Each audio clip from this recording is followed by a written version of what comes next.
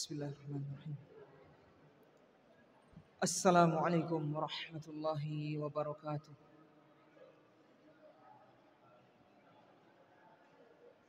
Innal hamdalillah nahmaduhu wa nasta'inuhu wa nastaghfiruh wa na'udzu billahi min shururi anfusina wa min sayyiati a'malina.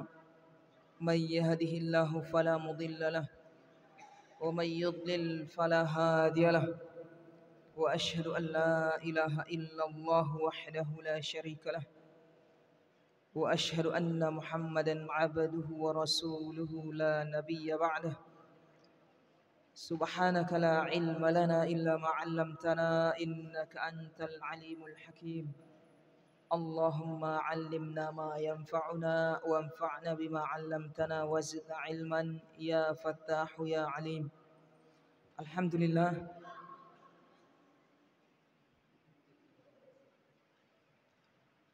kita bersyukur kepada Allah Subhanahu wa taala karena pada malam ini kita masih dipertemukan olehnya untuk melanjutkan kajian, tentunya setelah bersyukur dari nikmat-nikmat yang lainnya. Pada pertemuan sebelumnya, ya ikhwan dan akhwat semua, a'azzanillahu wa iyyakum,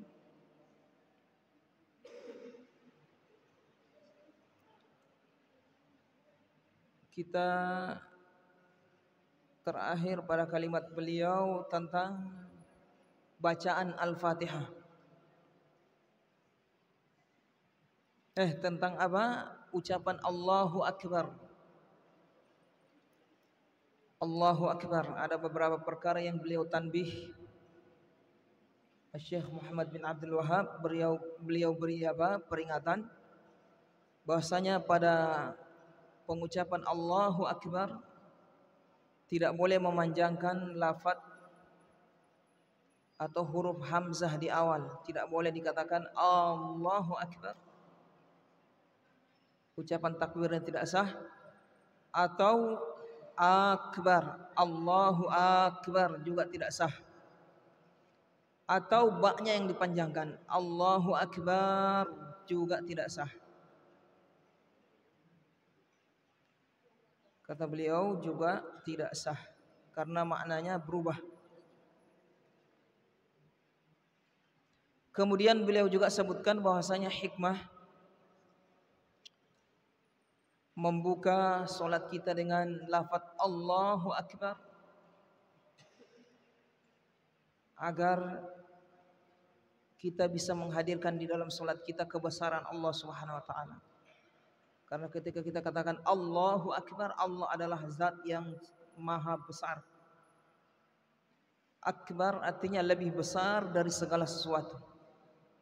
Apapun yang kita sangka besar, maka Allah lebih besar dari itu. Lebih besar dari segala sesuatu. Lebih besar dari arsy, lebih besar dari kekuasaan makhluk, lebih besar dari harta benda yang diagung-agungkan oleh sebagian umat manusia. Yang jelas Allah lebih besar dari segala sesuatu. Nah, dengan mengucapkan Allahu Akbar disertai hatinya menghadirkan kebesaran dan keagungan Allah Subhanahu wa taala, zat yang akan dia sembah ini, sehingga hatinya, kata beliau, akan khusyuk, fayakhsha, dia akan khusyuk, menjadi khusyuk dia karena akan berhadapan dengan zat yang maha besar dari segala sesuatu.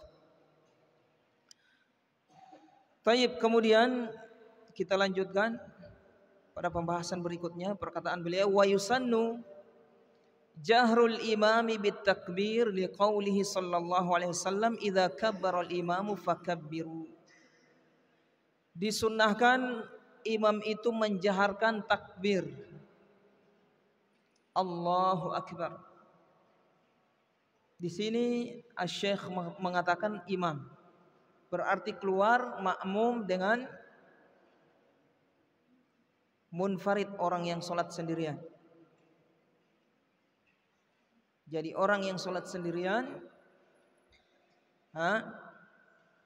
memilih. Jadi orang yang sholat sendirian dan makmum juga jangan dijaharkan seperti menjaharkan imam, dibesarkan suaranya, tidak. Tapi cukup imam saja dijaharkan. Jahar yang dimaksud adalah mengangkat suara sampai orang lain mendengarnya, itu namanya jahar. Disunnahkan kata beliau, jadi tidak wajib. Jadi ketika imam tidak menjaharkan Allahu Akbarnya, sah saja sholatnya. Tapi menyelisihi sunnah, meninggalkan yang sunnah dia. Kemudian demikian juga kata beliau wabit tasmi', disunnahkan juga menjaharkan tasmi' sami Allahu liman hamidah bagi imam agar didengar oleh si makmum.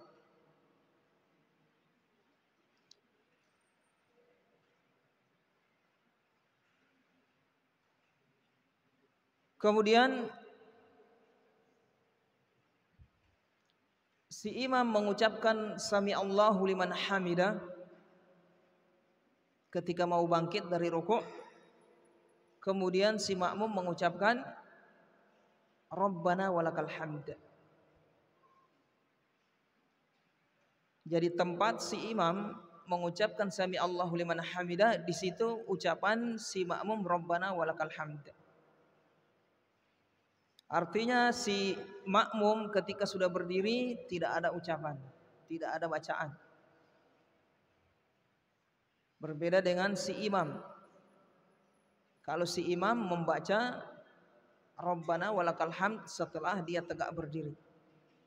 Kalau si makmum ketika mau bangkit, ketika imam mengatakan sami Allahu liman hamidah, si makmum ketika mau bangkit Rabbana walakal hamd.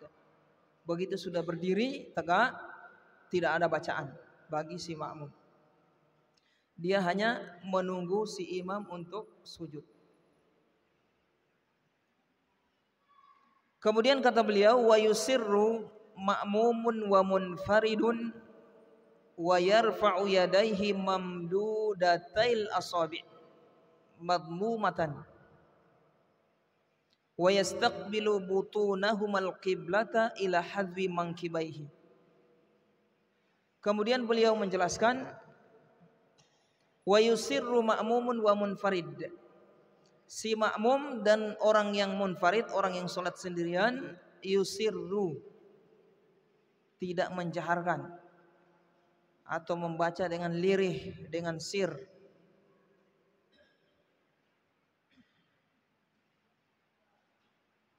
Apa itu? Yaitu bacaan Allahu Akbar tadi. Kalau makmum dijahar, kalau imam dijahar Allahu Akbar. Kalau makmum dan munfarid, orang yang sholat sendirian, sir saja Allah. Cukup dia dengar sendiri. Wa yarfa'u yadayhi mamdudatail asabi'. Kemudian semuanya baik, ini berlaku baik si imam, si makmum dan si orang yang munfarid, orang sholat sendirian. Yarfa'u yadayhi, mengangkat kedua tangannya ketika takbir. Hukumnya sunnah. Kalau ucapan takbirnya rukun. Mengangkat tangannya hukumnya sunnah. Mengangkat tangan hukumnya sunnah.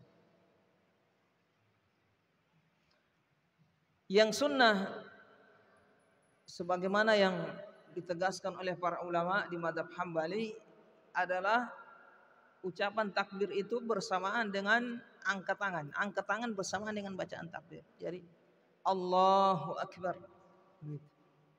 Bukan Allahu Akbar baru angkat tangan.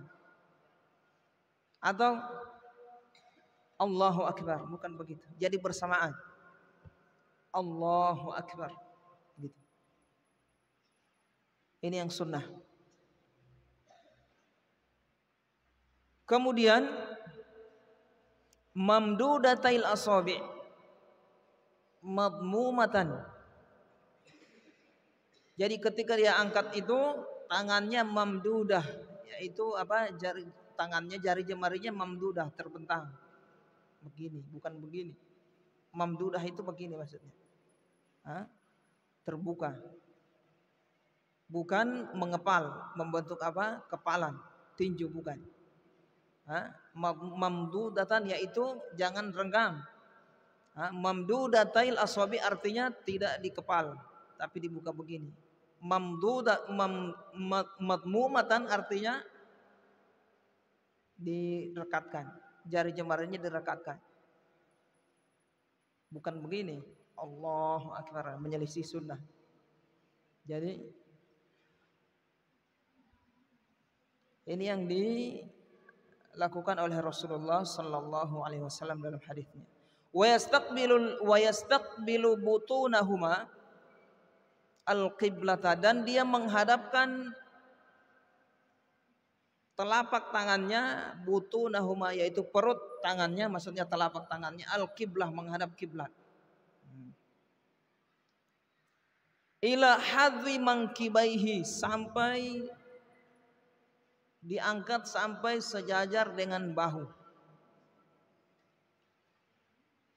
Nah, itu apa?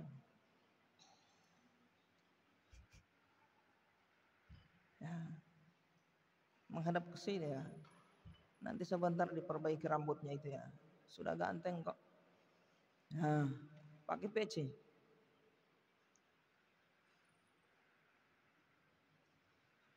Taib ila hadwi mankibaihi, sampai sejajar dengan, angkat tangannya sampai sejajar dengan bahu. Hidha dalam bahasa Arab, hadhun artinya sejajar, berhadapan. Jadi salah orang yang takbir, salah dalam artian menyelisih sunnah, bukan tidak sah ya sholatnya. Artinya tidak dapat pahala sunnah kalau dia tidak sesuai dengan yang dicontohkan Rasulullah SAW dari sisi sunnah. Tapi kalau tidak sesuai rukun, tidak sesuai yang wajib, tidak sesuai perkara yang wajib, maka ini bermasalah pada sholatnya. Adapun yang sunnah berarti cuma dikatakan dia tidak dapat pahala sunnah. Orang angkat takbir sejajar, artinya bahu tapi tidak berhadapan. Hadzu mangkiwaihi itu artinya sejajar dengan bahu. Sejajar, berhadapan dengan bahu. Berhadapan dan sejajar. Ada juga dalam riwayat sampai angkat sejajar dengan apa? Telinga, bagian bawah ini telinganya. Nah, jadi sejajar bahu. Bukan begini, ini sudah tidak sejajar ini. Dia tidak berhadapan, jadi harus berhadapan dengan bahu. Walaupun sini begini tidak ada masalah, yang penting berhadapan dengan bahu. Demikian juga, cuma di sini tidak boleh sebutkan. Demikian juga ketika sujud, sujud juga harus berhadapan dengan bahu. Ada katanya apa? Renggang. Sujudnya ditaruh begini tangannya, menyelisihi sunnah. Yang sunnah sejajar dengan bahu itu, diletakkan tangan ketika sujud. Bahunya segini, nah, sujudnya segitu. Bukan begini. Sudah tidak berhadapan dengan bahunya, tidak sesuai dengan sunnah. Jadi diangkat sampai berhadapan dengan bahu sejajar. In lam yakun udhrun, kalau tidak ada udzur. Kalau hal tersebut tidak ada udzur. Kalau ada udzur misalnya tidak bisa mengangkat, apalagi tidak sampai ke bahunya, sejajar dengan bahu, asal-asalan. Allah Akbar. Nah, tidak dapat pahala sunnah orang seperti ini.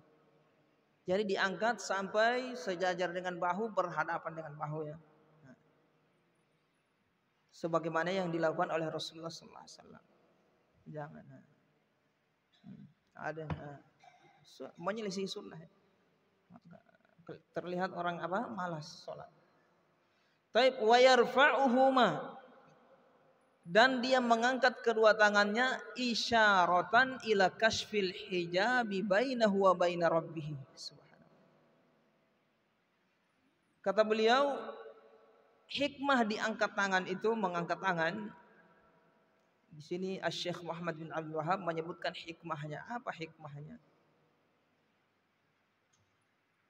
Hikmahnya kata beliau isyaratan ila kasfil hijab bainahu wa baina rabbih. Sebagai isyarat menyingkap tabir hijab, penghalang antara dia dengan Allah Subhanahu wa taala, dengan Rabb. Nah, diangkat. Nah, jadi seolah-olah tabir antara kita dengan Allah tidak ada. Ini hikmah, tidak ada dalam hadis yang disebutkan, cuma disebutkan oleh para ulama. Kama an-nasabbabata isyaratan au isyaratun ilal wahdaniyati. Sebagaimana kata beliau, mengangkat tangan ketika kita berdoa atau ketika apa ini?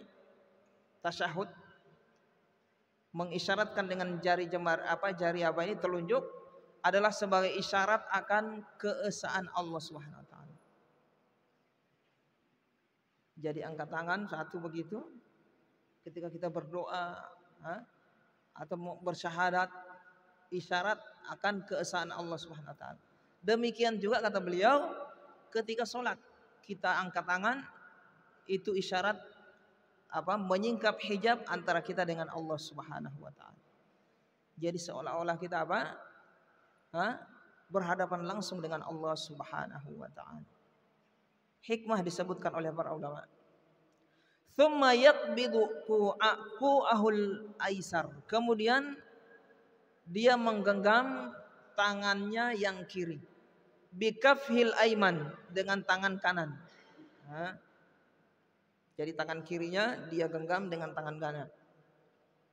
Wa yaj'aluha tahta surratihi, kemudian dia letakkan di bawah pusarnya. Pendapat Imam Ahmad. Kemudian begini, maksudnya bukan begini. Jadi tangan kanan menggenggam tangan kiri di ku itu ini ku namanya. Setelah itu meletakkan, kata beliau, tahta surratihi, di bawah pusar.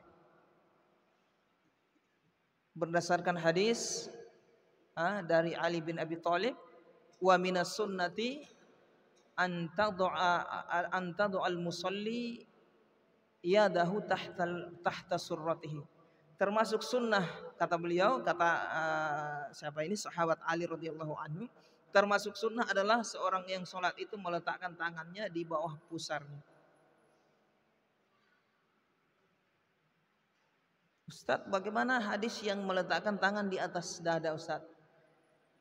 Hadis yang meletakkan tangan di atas dada didoifkan. Hadisnya doif, didoifkan oleh Imam Ahmad rahimahullahu ta'ala.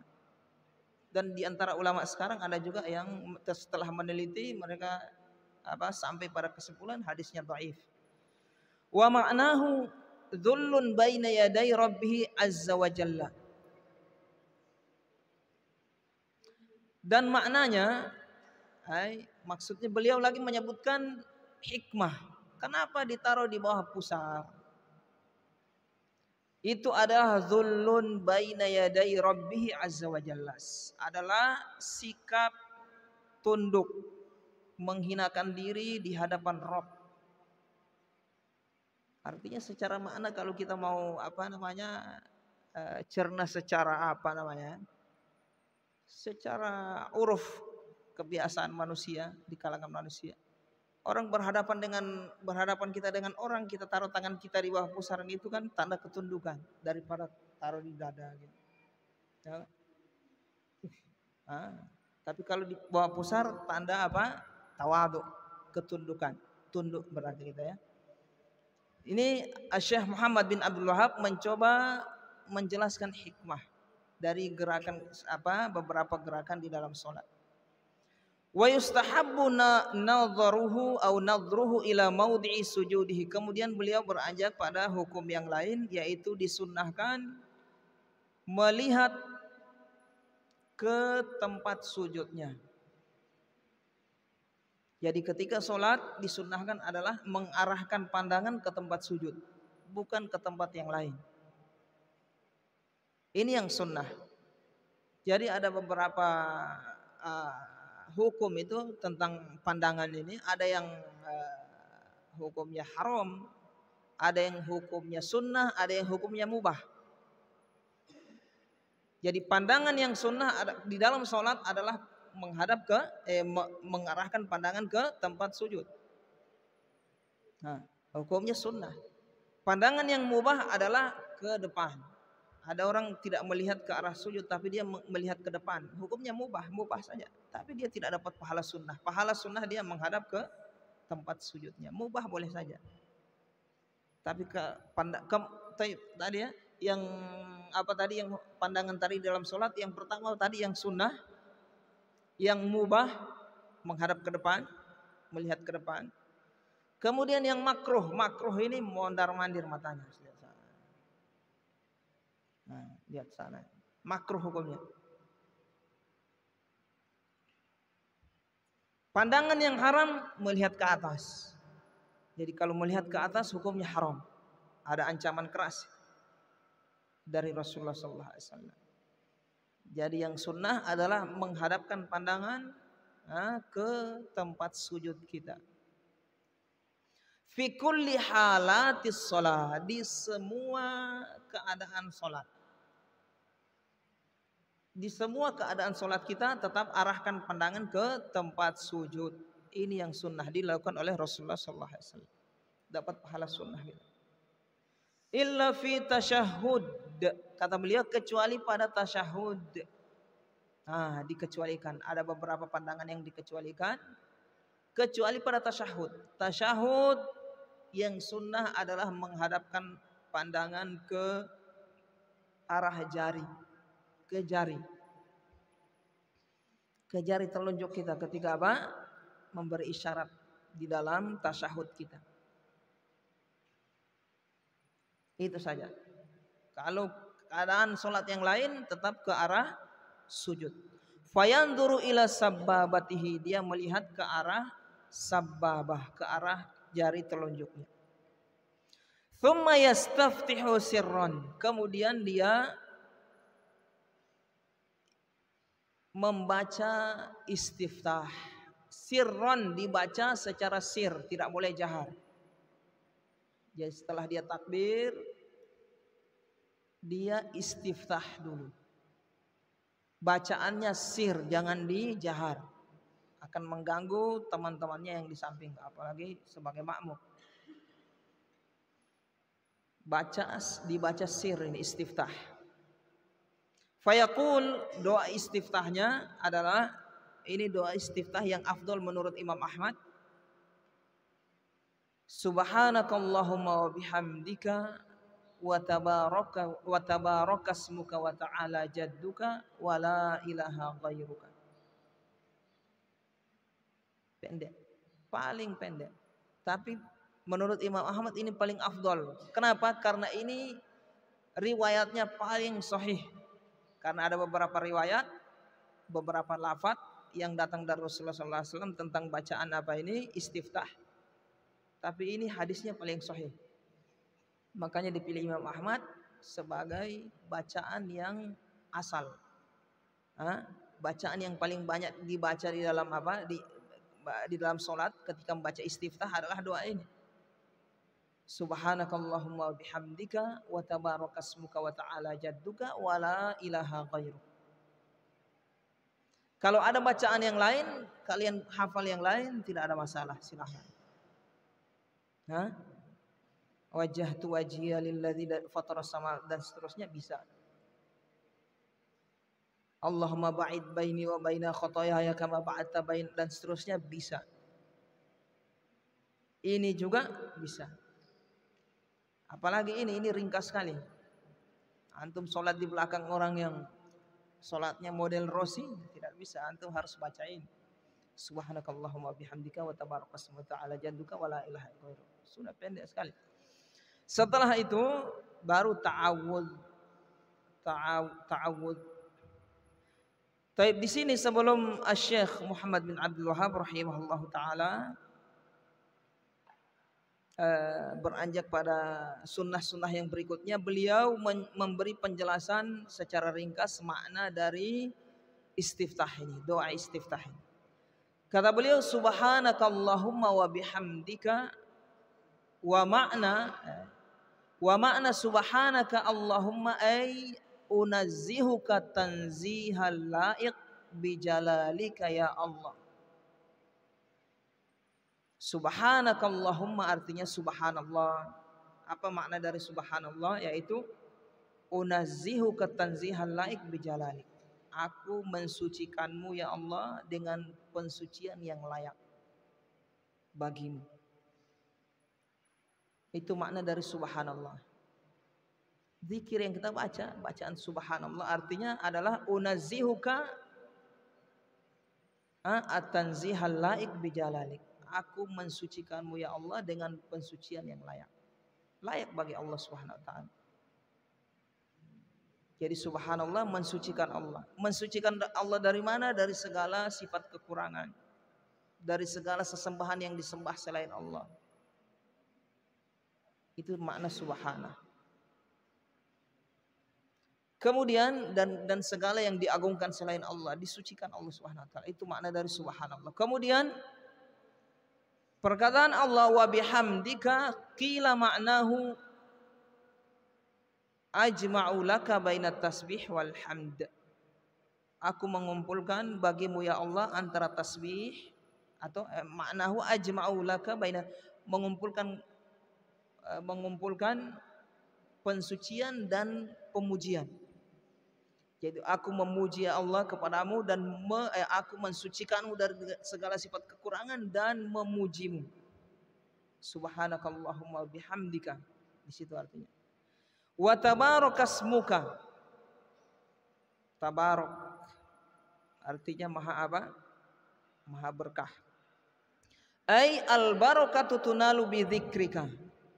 Jadi wa tabarakasmuka artinya keberkahan itu diperoleh dengan menyebut nama Allah. Wa tabarakasmuka.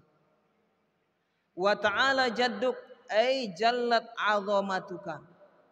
Ta'ala jadduk ay jallat 'azamatuka, tinggi kebesaranmu. Subhanallah. Makanya termasuk juga sisi dipilih doa istiftah ini oleh Imam Ahmad karena isinya pengagungan, murni pengagungan untuk Allah Subhanahu wa taala. Wala ilaha ghairuk, dan tidak ada sesembahan yang berhak, ay la ma'buda fil ardi wala fis sama' bihaqqin siwaka ya Allah. Tidak ada sesembahan yang berhak disembah baik di bumi maupun di langit kecuali Engkau. Itu makna dari wala ilaha ghairuk. Subhanallah. Jadi subhanakallahumma bihamdika wa tabarakasmuka wa ta'ala jadduka wala ilaha ghairuk, mensucikan nama Allah, kemudian memuji kebesaran Allah, kemudian keberkahan bersama nama Allah, kemudian tidak ada sesembahan selain Allah Subhanahu wa taala. Wa yajusul istiftahu bi kulli ma warad. Kata beliau, boleh membaca doa istiftah dengan selain doa ini. Allahumma ba'id baini wa baina khataaya dan seterusnya bisa, atau doa yang lain. Tapi Imam Ahmad memilih ini yang afdal. Thumma yata'awwadhu sirran. Kemudian setelah dia membaca doa istiftah di dalam salatnya, yata'awwad, dia ta'awudz sirron, baca sir juga, jangan jahat. Baca sir. A'udzubillahi minasyaitonir rajim atau a'udzubillahis samiil alim minasyaitonir rajim min hamzihi wa nafthihi wa nafthihi. Jadi ta'awudz itu a'udzubillahi minasyaitonir rajim. Istiftah hukumnya sunnah, ta'awudz juga hukumnya sunnah, tidak wajib. Ustadz, bagaimana kalau tidak sempat Ustadz? Ini Ustadz, saya baru masuk. Artinya sudah beberapa menit imamnya sudah takbir, saya masuk. Saya khawatir kalau saya baca istiftah baca ta'awud, baca Al-Fatihah sudah tidak sempat. Apa yang saya harus dahulukan Ustaz? Supaya ketika nanti ada pada waktu yang tidak sempat untuk dibaca semua, mana yang didahulukan? Menurut mazhab Imam Ahmad, yang didahulukan adalah istiftah. Jadi begitu antum masuk, khawatir ini imamnya sudah mau rukuk duluan, antum baca doa istiftah. Jangan sibukkan dengan ta'awud, apalagi surat Al-Fatihah. Paham ya? Antum istiftah,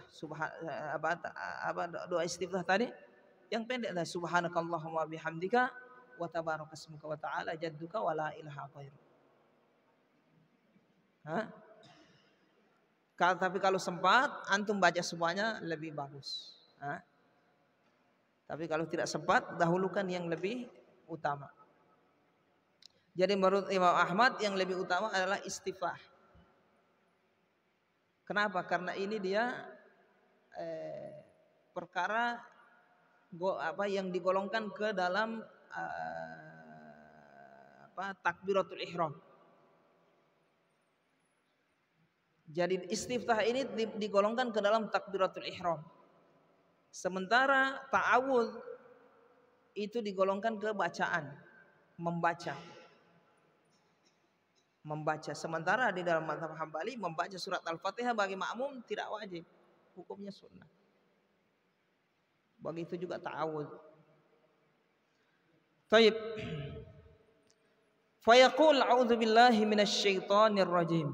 Aku berlindung kepadamu ya Allah dari syaitan yang terkutuk. Rajim artinya terkutuk. Wa kaifa ma ta'awwadha minal warid fahasan. Bagaimana bacaan yang dia baca di dalam ta'awudnya maka hasan, bagus. Artinya tidak mesti harus lafaz a'udzubillahi minasyaitonir rajim. Boleh juga lafaz yang lain. Ada dalam beberapa hadis a'udzubillahis samiil alim minasyaitonir rajim min hamzihi wa nafthihi wa nafthihi dalam hadis. Sunnah hukumnya. Supaya tidak mendapat gangguan kita atau supaya dilindungi kita oleh Allah Subhanahu wa taala. Tsumma yubasmilu sirron. Setelah itu dia membaca basmalah sirron, sir juga. Jangan jahar. Sir, lirih. Jadi bacaan basmalah adalah lirih. Lirih cuma dia sendiri yang dengar. Kalau didengar sama orang di samping itu namanya jahar. Taib itu namanya jahar. Khalid. Sini Khalid. Membaca basmalah sirron sir. Walaisat minal fatihatis. Bismillahirrahmanirrahim. Basmalah ini bukan termasuk surat Al-Fatihah. Dan bacaan bismillah ini hukumnya sunnah, tidak wajib. Yang wajib adalah dari alhamdulillahi rabbil alamin. Itu surat Al-Fatihah yang pertama adalah alhamdulillahi rabbil alamin. Bukan bismillahirrahmanirrahim. Walaisat minal fatihati, kata Syekh Muhammad bin Abdul Wahab, bukan termasuk surat Al-Fatihah. Wala ghairiha bal ayatu minal Quran, dan bukan juga ayat dari surat yang lain, kecuali surat apa ini yang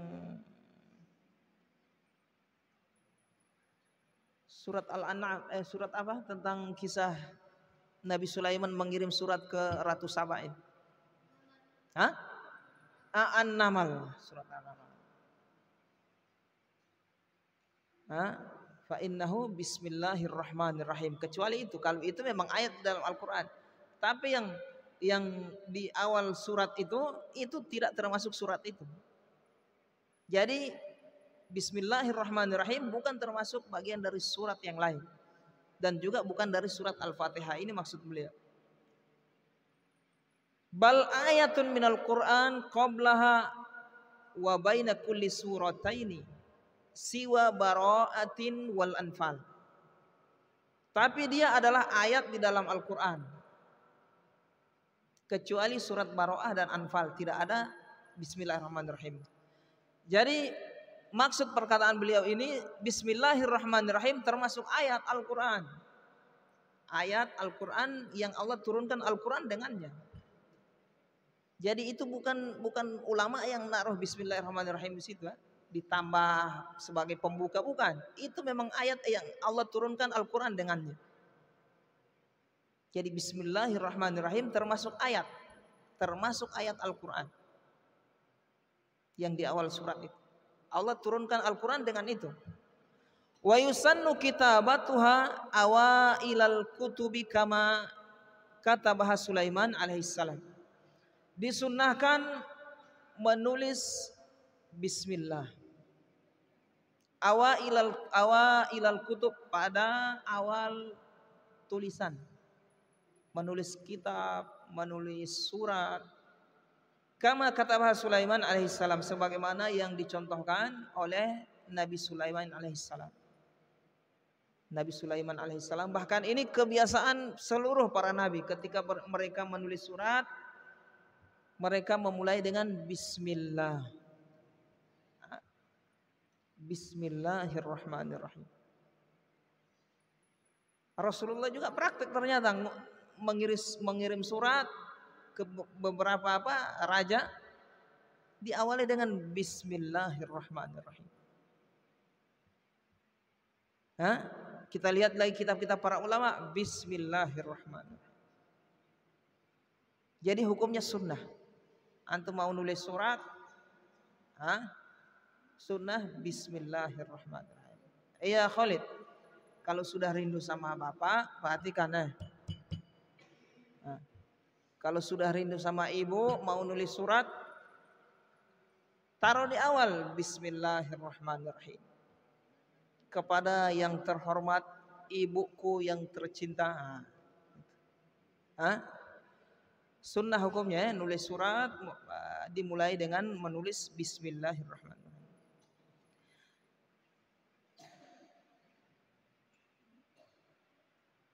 Wa tudhkaru fi ibtida'i jami'il af'al wa hiya tutridu syaitana kama qala Ahmad. Kata beliau, disebut juga Bismillahirrahmanirrahim fi ibtida'i jami'il af'al, pada permulaan seluruh perbuatan yang baik. Jadi bukan pada tulisan-tulisan saja, pada seluruh perbuatan yang baik. Ya, mau naik motor, naik Bismillah. Ya Azmil.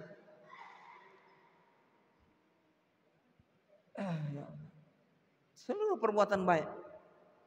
Makan, apalagi Bismillah. Mau menulis Bismillah. Memulai kajian Bismillah. Bismillahirrahmanirrahim dan seterusnya. Hukumnya sunnah. Wahia tutridu syaitan.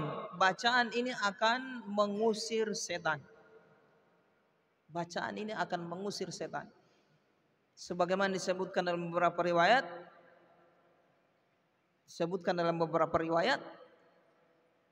kata Rasulullah SAW, ketika seorang hamba di rumahnya dia makan malam mengucapkan Bismillah, maka setan dan teman-temannya mengatakan, la tu'ama lana. La tu'ama lana. Tidak ada makanan untuk kita malam ini kalau begini. Kenapa? Ini tuan rumah baca Bismillah. Jadi makanan yang kita baca Bismillah itu tidak bisa dimakan oleh setan. Setan tidak bisa masuk campur di situ. Perhatikan. Jangan sampai antum makan seperti orang kafir, langsung makan. Jangan baca Bismillah. Kalau tidak setan akan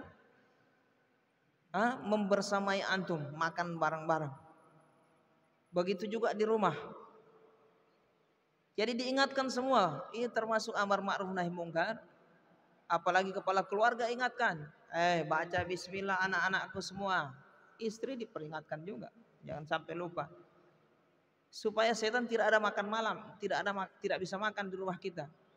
Begitu juga disebutkan dalam riwayat, mau masuk rumah baca bismillah. Rasulullah SAW juga menyebutkan la mabita lana. Kata setan mengatakan, dia bilang ke teman-temannya, kalau susah kita. Kenapa? Malam ini kita tidak ada tempat menginap. Kenapa? Karena tuan rumah tadi waktu masuk rumah mengucapkan bismillah. Jadi ini bacaan bismillah ini jangan dianggap remeh.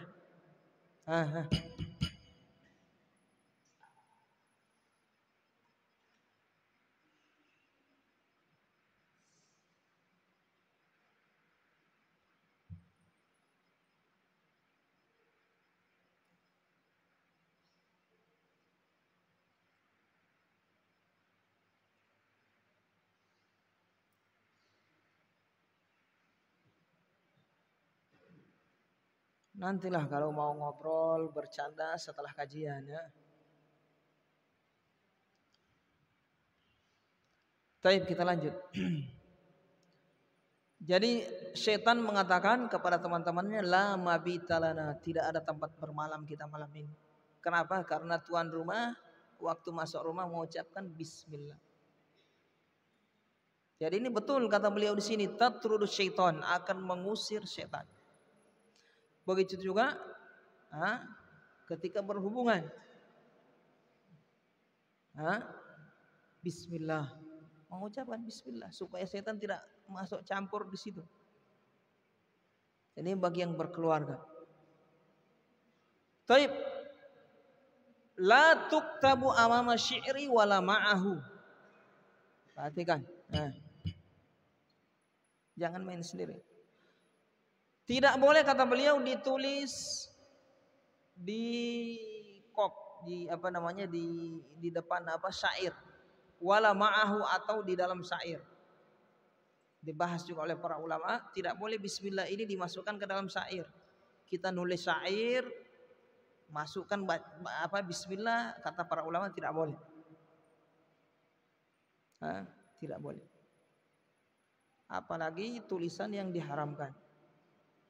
Tulisan yang diharamkan, novel misalnya mengandung porno, bismillah lagi tidak boleh. Mau minum ballo, bismillah, tidak boleh. Jadi disyariatkan hanya amalan-amalan yang baik saja. Yang buruk, yang makruh tidak disyariatkan mengucapkan bismillah. Tsumma yaqra'ul Fatihata murattabatan mutawaliyatan musyaddadatan. Kemudian setelah itu tadi takbir, setelah takbir istiftah, kemudian ta'awudz, kemudian baca surat Al-Fatihah. Bacaan surat Al-Fatihah kata beliau murattabatan, harus tertib. Tidak boleh diputar-putar ayatnya. Langsung dimulai dengan maliki yaumiddin, ihdinas siratal mustaqim, alhamdulillah, tidak boleh diputar-putar ayatnya. Harus murattabah, tertib. Kalau diputar-putar tidak sah. Mutawaliyatan, harus tidak terputus. Mutawaliyah artinya tidak terputus. Alhamdulillahi Rabbil Alamin. Diam ya.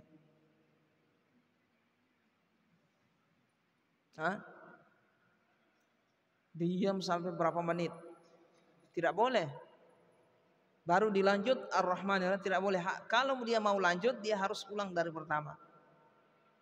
Jadi harus mutawaliyah. Atau dia putus misalnya dengan zikir. Alhamdulillahi Rabbil Alamin. Astaghfirullahaladzim. Subhanallah. La ilaha illallah. Putus. Surat Al-Fatihahnya putus. Berarti kalau mau dia lanjut, tidak boleh, tidak sah. Dia harus ulang dari pertama. Baca lagi Alhamdulillahirabbil alamin. Atau begitu, iyyaka na'budu wa iyyaka nasta'in ihdinas siratal mustaqim. Siratal ladzina an'amta 'alaihim. Astaghfirullah, subhanallah, la haula wala quwata illa. Putus. Batal Al-Fatihahnya, dia harus ulang dari awal. Jadi harus mutawaliyah, bersambung. Tidak boleh terputus dengan bacaan-bacaan yang lain atau diam yang durasinya lama menyebabkan bacaan Al-Fatihah terputus. Kalau dia mau ini, dia harus ulang dari awal. Musyaddadatan, harus juga ditasydid. Harus ditasydid. Ditasydid apa? Ada berapa kali tasydid di dalam surat Al-Fatihah? 11 kali. Nanti beliau akan sebutkan. Jadi dalam surat Al-Fatihah ada 11 kali penyebutan tasydid. Kalau yang ditasydid kita tidak tasydid, tidak sah.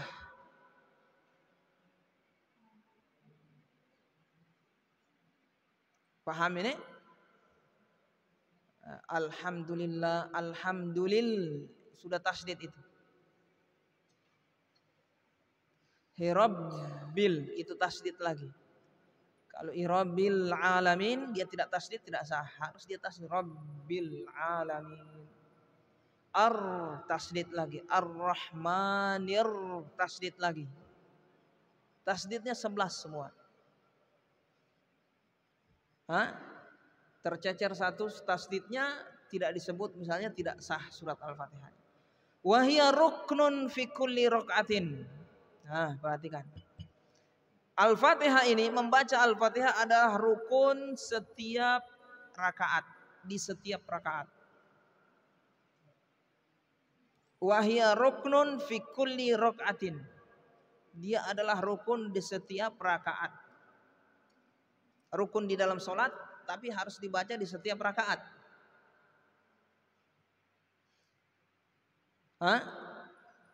Tapi ini rukun untuk siapa ini? Siapa yang masih ingat? Untuk imam dan munfarid, orang yang sholat sendirian. Adapun untuk makmum, maka bukan rukun, hukumnya sunnah. Kenapa Ustaz? Karena sudah diwakili oleh si imam. Bacaan imam adalah bacaan makmum. Fa qiraatul imam qiraatulahu. Kata Rasulullah SAW, bacaan imam adalah bacaan si makmum. Jadi mendasar. Kenapa dibagi-bagi seperti ini? Karena ada dalilnya ya. Jadi para ulama itu menetapkan hukum tidak sembarang, berdasarkan dalil juga. Jadi Imam Ahmad membagi. Jadi Al-Fatihah rukun bagi makmum, bagi si imam dan orang yang sholat sendiri. Kalau si makmum bukan rukun, hukumnya sunnah.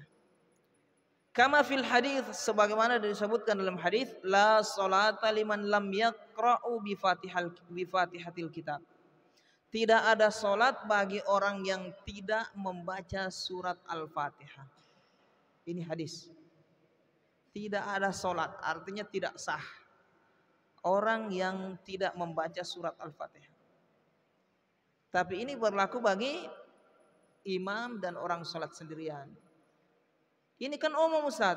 Kenapa tidak masuk makmum? Karena ada hadis yang lain. Fakiraatul imam qiraatan lahu au qiraatun lahu.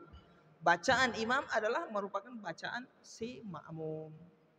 Kalau seandainya tidak ada hadis itu, paling dia jadi wajib juga bagi si makmum membaca. Wa tusamma ummul Qur'an. Dinamakan surat Al-Fatihah ini sebagai ibunya Al-Quran. Kita lanjutkan sedikit ya.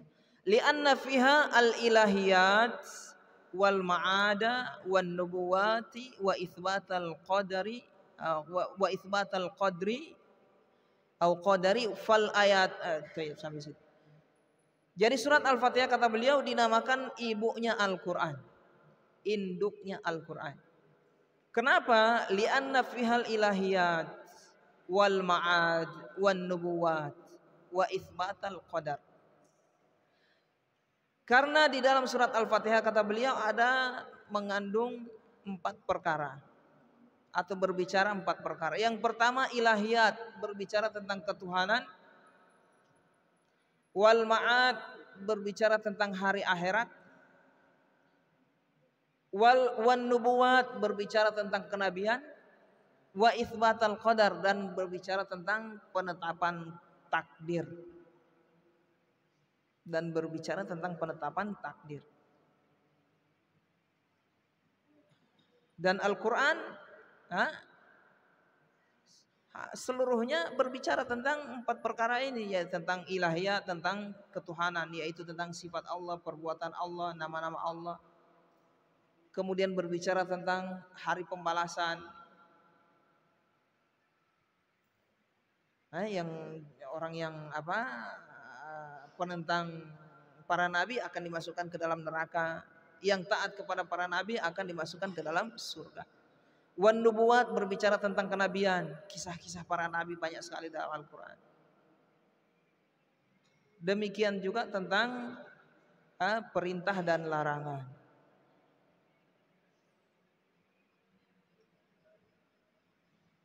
Baik ya ikhwan, saya rasa cukup ya. Insyaallah kita akan lanjutkan pada pertemuan berikutnya. Kita akan lanjutkan insyaallah pertemuan berikutnya pada kalimat beliau, penjelasan tentang makna surat Al-Fatihah ini insyaallah. Baik ya ikhwan, mudah-mudahan apa yang kita dengar, kita simak, kita sampaikan menjadi ilmu yang bermanfaat dan mengurangi atau mengampuni dosa-dosa kita.